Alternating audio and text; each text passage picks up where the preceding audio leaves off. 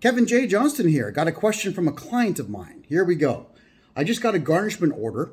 I'm supposed to take money off the paycheck of a staff member according to the CRA. They did not include a court order, so please tell me what the absolute worst punishment could possibly be if I don't comply. All right, everyone. So let me read out to you now what a proper legal professional had to say about the whole thing. And I'm going to tell you if they're right or wrong, because I'm better than every tax lawyer in Canada.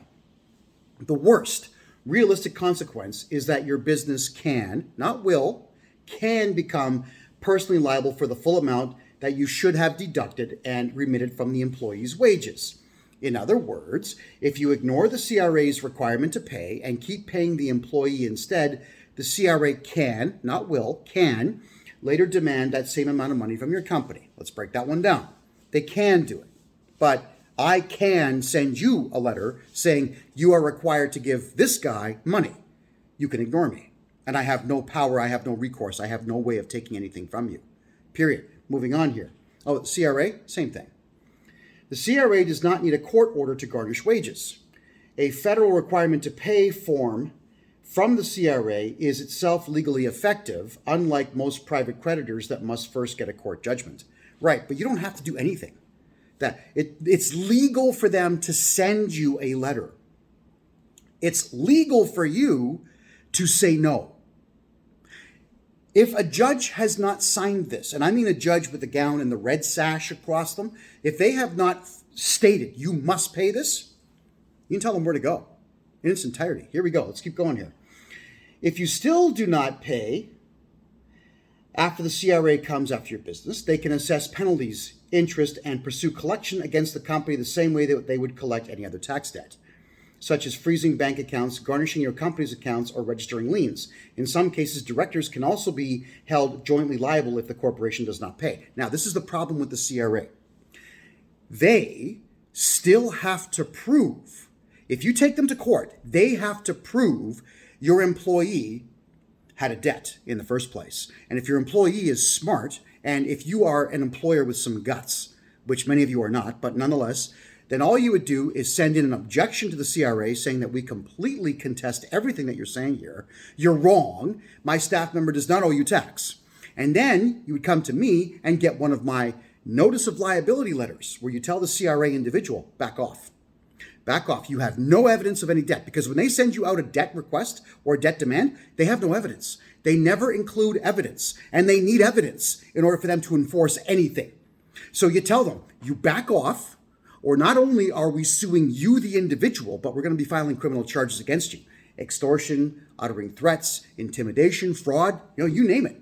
And if they say that they are police and that they can have you arrested, that's personating a peace officer. Why don't any of you people do this? They need evidence before they can force you to do anything. And remember this also, when the CRA sends out a notice to your bank to say freeze the account, the CRA can't freeze the account. It's the bank who chooses by choice, by their own internal policy, to cooperate with that letter. It's not a court order. So whenever you ask the bank, could I see the court order, please? You know what they tell you? Oh, it's a private document. You can't see it.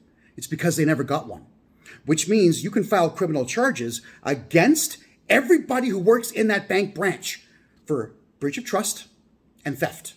But you don't. You know what most of you say to me when I tell you that you've got the right to do that? I don't want backlash with the bank. They might. What's the bank going to do? Send the mafia to your house?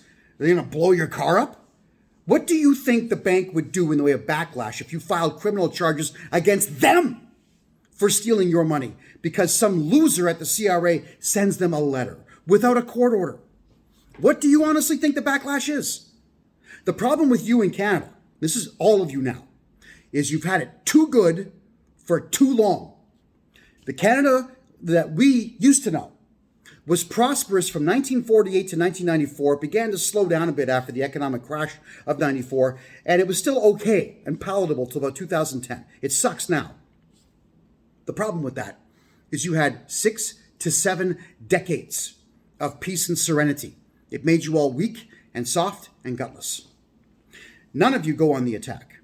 None of you. None of you file charges. This is your financial life.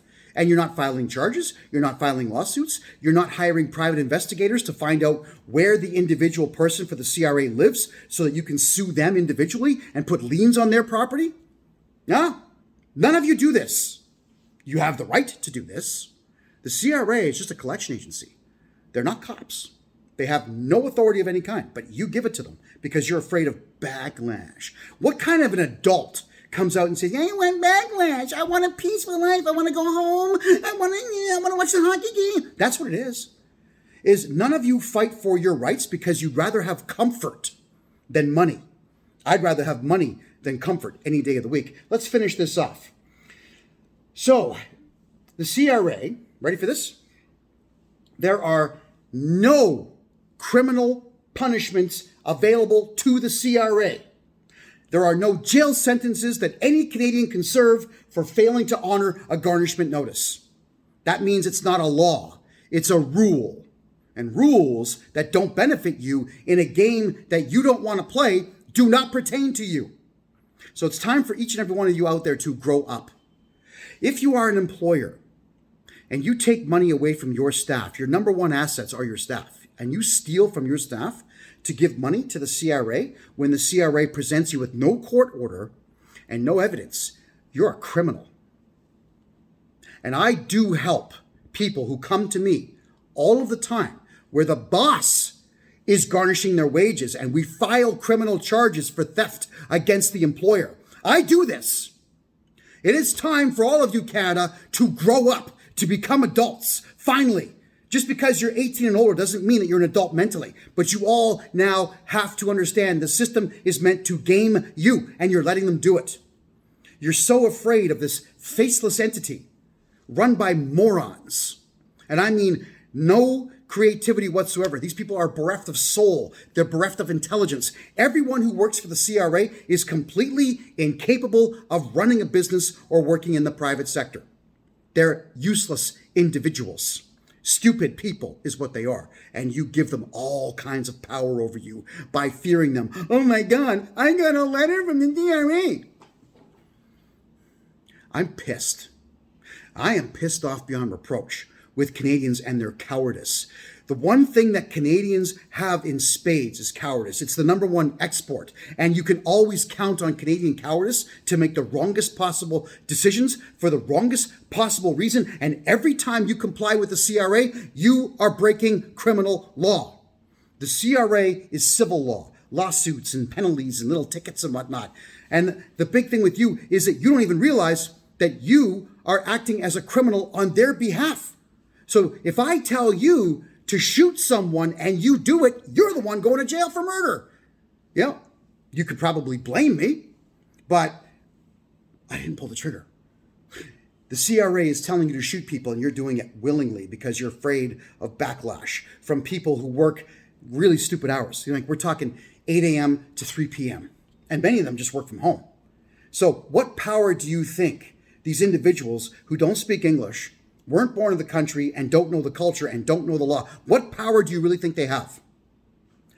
I have taught over the last 2 years straight, all of you, how to protect every penny that you have, how to make sure that your money is not in your name and your corporation's money is not in your name, it's in other corporations. You can be a very rich individual in Canada if you just grow a bit of a spine, stop doing what the CRA says, come to me for your taxes, and stop actually paying taxes. It's the tax that kills you. But it's not just that.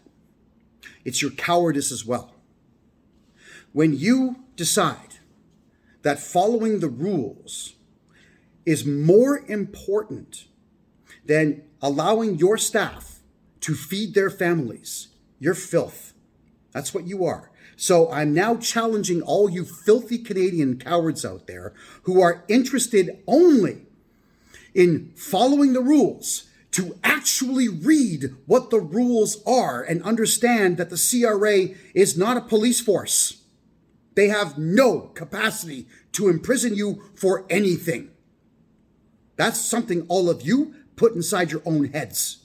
And there's nothing worse than an adult who makes decisions based on their own fear when we all know that they haven't done the studying to find out that they need not be afraid in the first place. I'm Canada's #1 tax guy for a reason, is because I get off on conflict. I love it. I want everybody who works for the CRA behind bars for theft and extortion and crimes against humanity. What they do is god awful, but you have to stop helping them do it. Get a hold of me now, Kevin J. Johnston.